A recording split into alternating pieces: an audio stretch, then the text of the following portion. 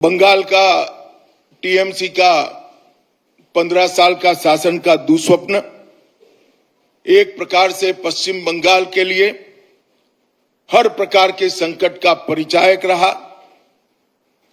इस संकल्प पत्र के आधार पर चलने वाले हमारे अगले 5 साल भाजपा सरकार के बंगाल के विकास का रास्ता खोलेंगे।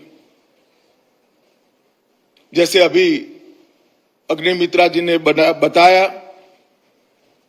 जहां मन भययुक्त न हो और सिर गर्व से ऊंचा हो, वो गुरुवर टैगोर की कल्पना को हम निश्चित रूप से जमीन पर उतारने का प्रयास करेंगे।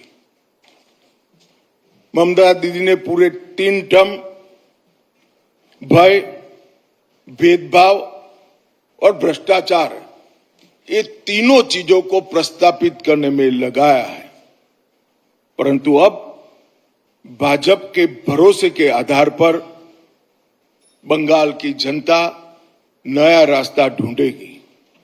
ये भरोसा है कानून के राज का, ये भरोसा है व्यक्तिगत और राष्ट्रीय सुरक्षा का, ये भरोसा है रोजगार का, और ये भरोसा है सोनार बांग्ला के निर्माण का।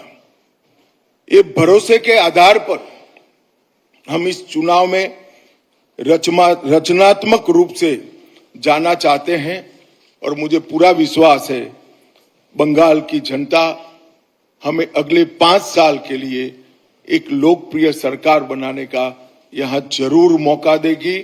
और जैसे कि हमने हमारे संकल्प पत्र में बताया है, हम बंगाल की जनता के भरोसे के आधार पर बंगाल के पुनर्निर्माण का अभियान फिर से शुरू करेंगे।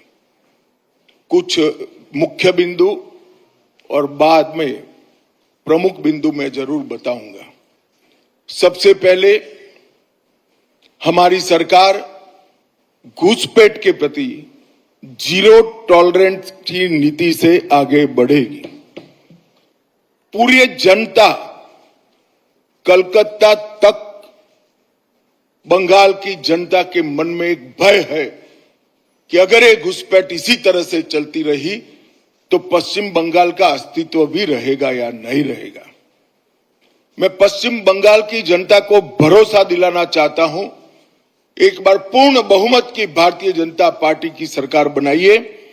हम डिटेक्ट, डिलीट और डिपोर्ट ये पॉलिसी के तहत चुन कर एक एक घुसपैठियों को बंगाल के बाहर निकालने का काम करेंगे और बंगाल और देश को सुरक्षित करेंगे। सभी सरकारी कर्मचारियों व पेंशन भोगियों के लिए डीए सुनिश्चित किया जाएगा और 45 दिन के अंदर ही 7वें वेतन आयोग को लागू कर सभी कर्मचारियों का सम्मान करने का काम नई बनने वाली भारतीय जनता पार्टी की सरकार करेगी।